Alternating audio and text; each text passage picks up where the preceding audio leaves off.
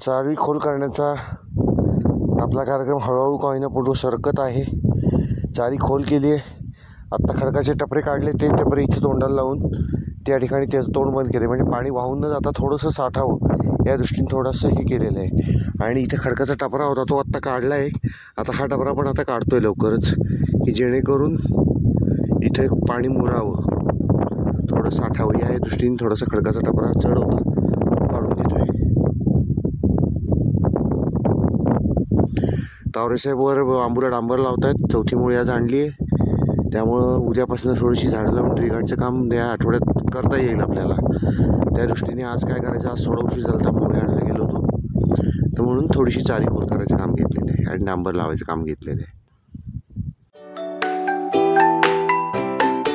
खोल केलेली चारीचा बांध ज्या तोंडातनं पाणी बाहेर जात होतं त्या ठिकाणी आम्ही ते वाढवलं आहे, म्हणजे जास्तीत जास्त पाणी खाली मुरेल.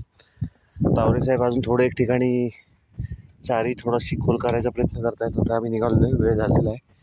ही माती जी दिसते लालसर, ती उमराच्या खाली, मोठ्या उमराच्या खाली आम्ही जी रणदेव साहेबांनी थोडीशी चारी खोल केली होती, त्यात पाणी साठलं होतं खडकामध्ये, ती चारी आम्ही आज खोल करून घेतलेली आहे आणि आज व्यवस्थित खोल केलेली आहे. जवळजवळ 10 फूट चारी आज आम्ही काम केलेलं आहे.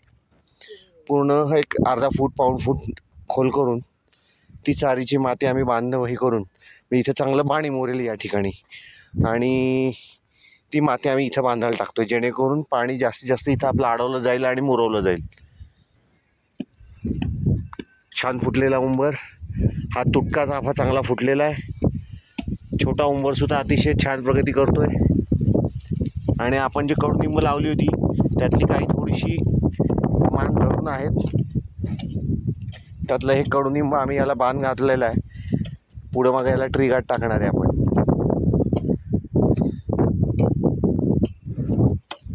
ओके, उमराच्या पलीकडे चारी खोल केली, तशी अलीकडे सुद्धा थोडीशी खोल करून घेतलेली आहे. या वरचं पाणी जे खाली पडत होतं ते इकडं खाली जात होतं, ते थोडंसं आपण इथं अडवलं, उमराच्या अलीकडे पण आणि पलीकडे पण.